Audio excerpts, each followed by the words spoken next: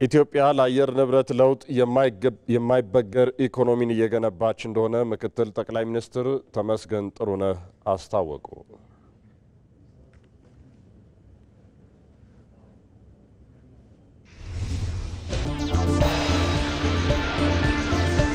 በሰሜኑ የሀገሪቱ ክፍል በተካሄደው ጦርነት ተሳትፈው ትጥቅ የማስፈታትና መልሶ የማቋቋም ሂደት ውስጥ ያለፉ የቀድሞ የመከላከያ ሰራዊት አባላት ሕጋዊ ጥቅሞቻቸው እንደሚከበሩላቸው ተመላከተ።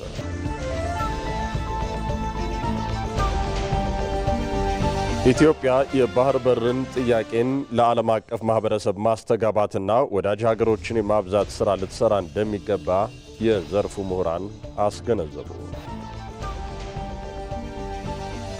ከውጭ ታይላንድና ካምቦዲያ በመካከላቸው የተቀሰቀሰውን ግጭት ለመፍታት የሚያስችል የተኩስ አቁም ስምምነትን ተፈራረሙ።